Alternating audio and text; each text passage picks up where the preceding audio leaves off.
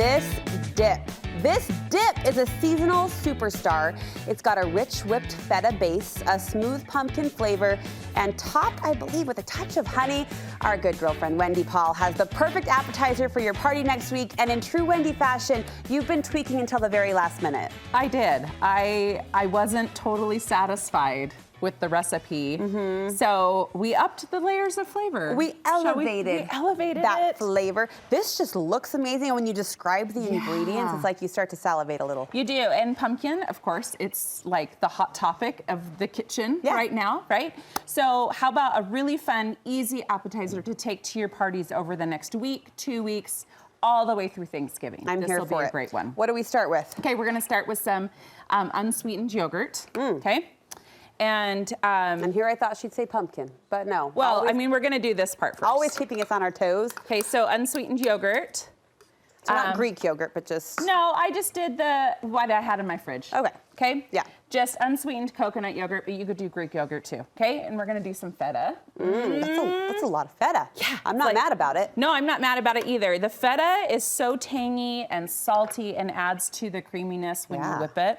Okay, now we're gonna add a little bit of pumpkin. Here it comes. Here it comes.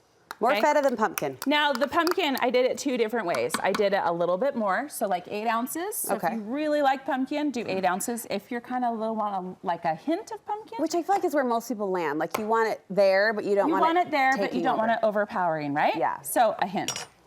And then you could do regular honey. Or hot honey. I knew it was coming. I know, you knew it, right? I knew it. So I liked the regular honey. It was very sweet, but it didn't have enough layers of flavor. And I know we talk about that a lot, you guys, but really it's so important when you have like more neutral flavors like pumpkin and the yogurt. I mean, the feta adds that salty, but I wanted some sweet with a little kick.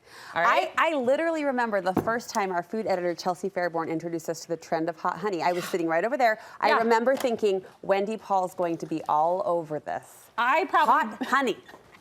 Okay, so I wish they had this like in gallon sized. Love it, you love it. I love it. I use it on everything and it's just such a fun little kick of flavor. Okay. Yep. All right. Okay, so we're just gonna pulse this into submission. Go. Yep. Blend, baby, blend. It's coming. Okay, we'll scrape down the sides. And what I wanna also talk about is adding a little more kick. So. More layers of flavor. More layers of flavor. So say it isn't so. It is. It is going to be so for this recipe. So I thought, okay, the hot honey is really nice, but what could even be better? How about a little jalapeno? Here it comes. Okay, so you could dice up, throw some in. You could dice it and leave it in chunks if you wanted. Okay. That would also work. Okay, and so let's blend this just a little bit more and we'll be ready to serve it. And if you're a pregnant pansy wimp like me, you could skip it. Totally. Okay. This is optional, okay? Totally optional. Alrighty, so for the sake of TV, that is all blended. Looks beautiful. So to top this, there are a lot of different options.